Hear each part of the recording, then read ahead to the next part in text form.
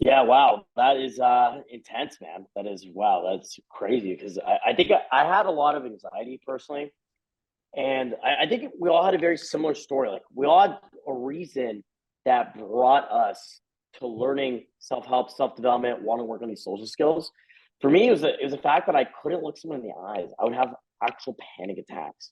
My social anxiety, my mental disorders, like I had really bad OCD, really bad depression, and all of that was stemming from my lack of social acuity. I just felt so much anxiety. Like I couldn't communicate effectively. And even if when I wanted to communicate effectively, I just couldn't get myself to do it. And so I remember working on myself for years before I discovered anything self-help related, before I discovered the pickup community, before I discovered men's self-improvement in general. I remember just trying to figure out on my own. I remember going home every single day after school, and I wish I discovered journaling, but it's almost like I was like journaling in my head. I would just sit there and psychoanalyze every social interaction I had. And I was thinking, like, how could I do it better? But a lot of it was just coming from anxiety, coming from what do people think of me? How do people perceive me? I was just in so much fucking pain, thinking about how others saw me and how, like, it wasn't about dating, it wasn't about girls. I just wanted to have friends. I just wanted, like, not even just being invisible. I just wanted guys to be my friend and recognize I exist, let alone women. Right? I didn't. I was so nervous at women even looking at me because I would have fucking panic attacks, like actual panic attacks, like mental freakouts. Like it was horrible. To the point I like almost felt like I couldn't breathe. I would miss school to the point where I actually became anemic from a lack of nutrition, a lack of eating from the anxiety. So it was really bad. And by just almost just like dealing with all of it mentally on my own without any guidance, without any resources, I eventually got to a point where I had friends, which is amazing. And I remember one of my really good friends, I'm still friends with this guy to this day. He got me into working out, to fitness, into weight training, and that changed my life. It kind of spiraled confidence because all of a sudden I'm working out, I start feeling healthier, I start looking healthier, I start putting on muscle, and then all of a sudden I noticed like girls staring at me, women checking me out, people paying more attention. And I was just confused because I was not used to women even wanting to talk to me. And all of a sudden I had female friends. So I remember Googling how to talk to girls, how to pick up chicks, right? And like starting to learn the baselines of social skills. And I remember I got this really hot prom date. And on my prom night, she got really drunk and tried to make out my friend. And dude, I had spent every fucking dollar I had on that prom night. Like it was so fucking brutal. It was so brutal. I just remember telling myself, no more Mr. Nice Guy. I have to learn social skills. I have to learn dating skills at a high level, and there's no excuse. So I just started going out every day to talk to strangers. Started going out every day in the mall to talk to women. Started just going out all the time. Started immersing myself in learning and resources. Had a lot of success. It was a long time to get there. My first 3 years, I got almost no results. Then I got a girlfriend. We dated for a year. I was loyal, I was committed, and this is where things got really crazy. I don't think I've ever actually talked about this publicly. I was loyal, committed, monogamous. At the end of a relationship, she cheated on me. She fucking cheated on me.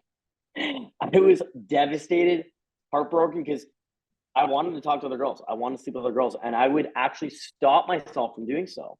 And I'm not proud of this. I was super young. I think I was like 19 years old. I had like a sex tape of us and I sent it to her dad. I Oh my, sent the video to her fucking dad. And so this is really fucked up because her dad was like Muslim, didn't know we were dating, didn't know she had a boyfriend. We were at a party one time. There was also like a video of her doing like a line of coke, and I sent it to her dad, and I let her know, like I let her dad know, I'm like, look, this is what your daughter's up to. Horrible, horrible thing to do. Shouldn't have done it. I actually got arrested for revenge, like revenge, revenge nudes. Yeah, dude, it revenge was porn. crazy. So yeah, so I had cops show up to my house that night at like 2 a.m. and I had like a court battle. It was actually really fucked up. I've never actually talked to. I don't think I've ever talked about this. This is very long. It's almost 10 years ago now. And so It's this was really my like origin story. Because imagine this, right? I went from spending every day with this girl, we're in school together, we're in college together. She's my first girlfriend, my first love, right? My family didn't like her. They didn't trust her. They didn't like her. And I remember actually getting in a literal, like, almost like pretty much like a fist fight with my dad because he just didn't like my girlfriend. He's like, there's something about her. I don't like her. I don't trust her. And I would spend every day with this girl. She kind of almost like family to me. She was like my best friend, my companion. And she ended up cheating on me. I was just in so much fucking pain. I couldn't deal with it. Sent nudes to her dad. That was like, I guess, like my revenge. Shouldn't have done that. Stupid mistake. Super mature, right? And in hindsight, like I would never do something like that again, right? But we live and we learn. I went through like a 2-year court battle. Obviously, I couldn't talk to her anymore. So I went from seeing this girl every day to not being legally allowed to talk to her, because I committed a crime, right? And I had to fucking deal with that. And it threw me on this like really hardcore, deep self-development journey where, first of all, I fucking hated the girl. And later, years down the road, I realized, it was all my fault. I had to take responsibility for my actions. I wasn't a proper developed man. I was a young teenager. I was going through a lot of pain. I had a lot of fucking childhood trauma. I had a lot of family trauma. I had a lot of unresolved things I had to deal with. And I was just kind of acting out and being reactive, right? And that breakup was such a catalyst for success because quit drinking, quit jerking off. I mean, this is like fucking 8-9 years ago. Dude, I haven't jerked off since, right?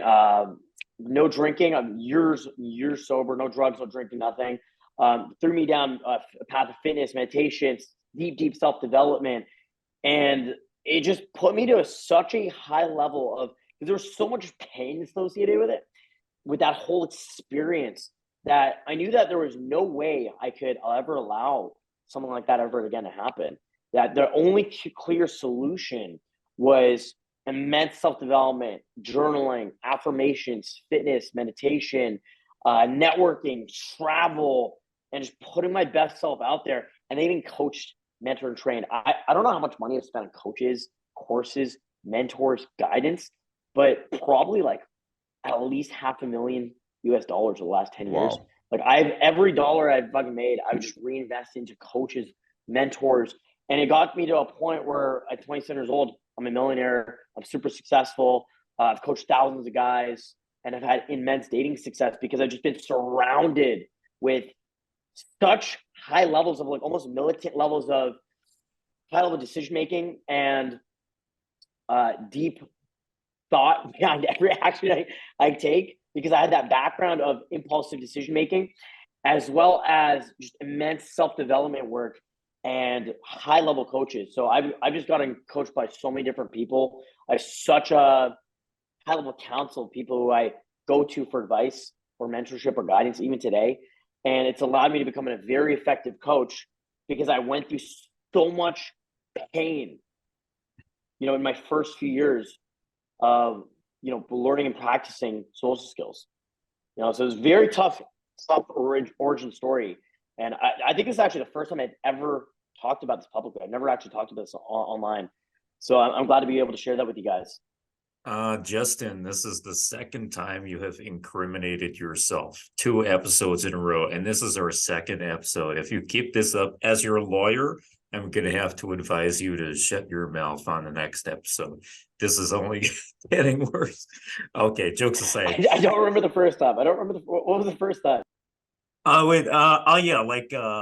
Jumping onto the TTC for free. The transport thing, or like something like that. Yeah. As long as the statute of limitations is told, he's okay. Fair enough. Damn. That was pretty deep.